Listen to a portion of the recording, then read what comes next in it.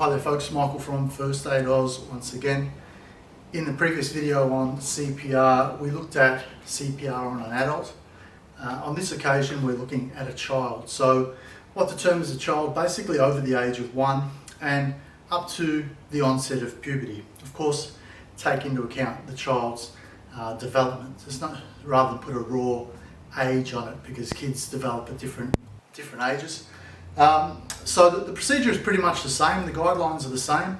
The one obvious difference is the size of the body is a little bit smaller.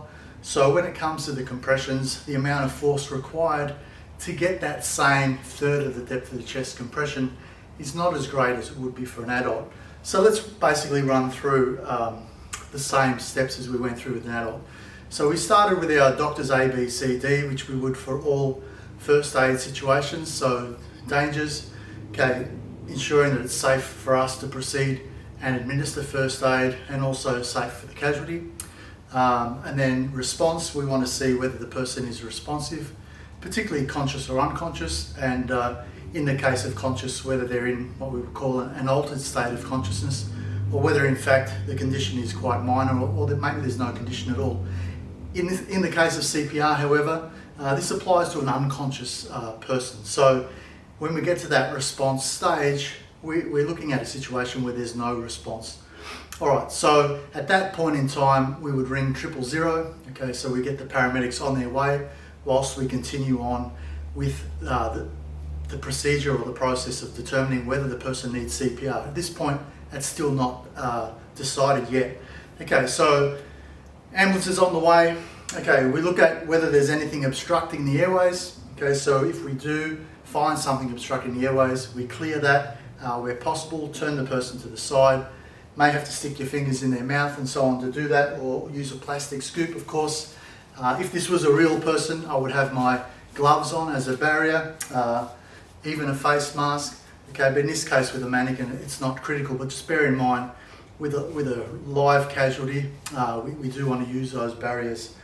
Having said that, however, if you're out and about and you don't have any of that, those items with you, the recommendation is it's still relatively safe to do CPR. Of course, in this COVID environment that we live in now, I understand people would be more reluctant to do that. So that's really a decision that you need to make. However, I'll give you a couple of options there should you decide that that's a little bit of a major concern for you. Anyway, assuming that we've cleared the airways or there was no obstruction to the airway, we now need to determine whether the person is breathing or not, because that's a critical component. Unconscious, not breathing, the person requires CPR. So when we get to the breathing, we use our look, listen and feel.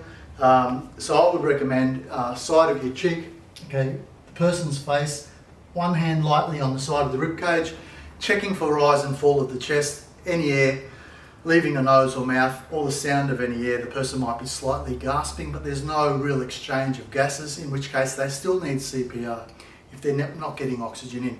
Okay, all of those things are the same as they were for the adult. Okay, when it comes to the guidelines of actually performing CPR, because now we've determined the person's not breathing or not breathing adequately, we don't need to proceed to other things like bleeding, breaks, fractures and so on. Those are secondary importance compared to the fact that the person is not breathing, because that means their heart will also stop if it hasn't already.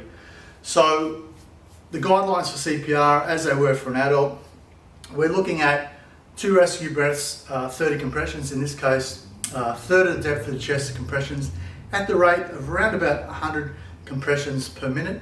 If we're doing that 2 breaths, 30 compressions combination, we're looking at around about 5 cycles every 2 minutes. Okay, the key difference will be, however, we're still looking at the bottom half of the sternum. We're still using the heel of our hand, but generally one hand would be enough. We want to be directly over the top, so this is a straight line, and we still need to get adequate compression. Now, if you're quite a petite person, I mean I'm not, but if you are, you may find you still need to use 2 hands. So that's a choice that you can make if you feel you're not pressing hard enough.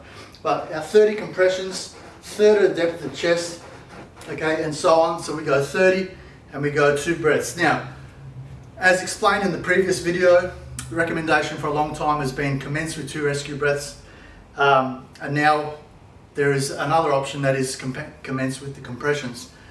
Which one do I use? Well, my advice is it really depends on whether the person has just collapsed and you've seen they were just breathing only moments ago, now they've collapsed. In that case, they still have oxygen in the blood. I would start with the compressions first. However, if you come into a situation where the person has been not breathing for a period of time and you're not sure how long that's been, or you know that's been an extended period of time, I would start with the rescue breaths. But again, that's up to you. Another reason you may not do the breaths is because you're worried that you don't have the barrier. Again, you may use a mask if you have one handy. You may use a face shield if you have one handy, but again, you may not have those items if you weren't, perhaps in your work situation or your sporting situation, expecting to do first aid, you don't have those items with you.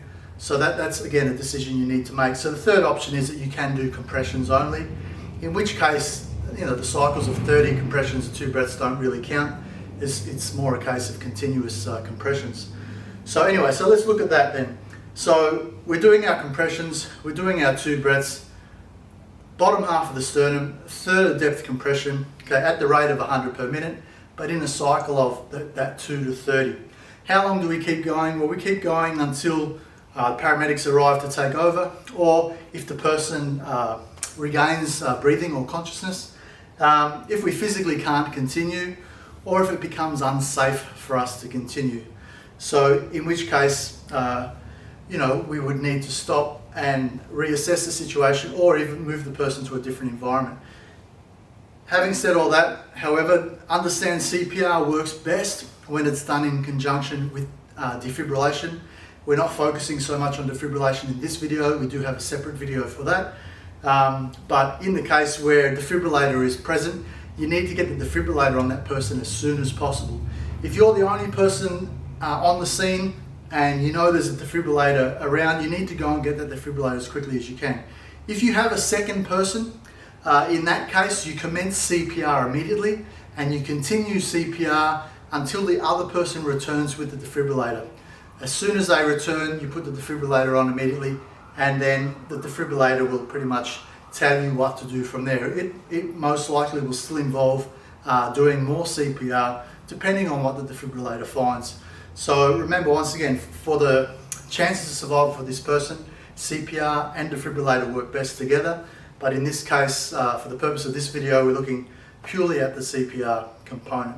So the key difference, like I said, between an adult and a child is the guidelines are pretty much the same. The key difference is using one arm instead of 2, and the degree of head tilt, we say for a child, not a full head tilt, half head tilt.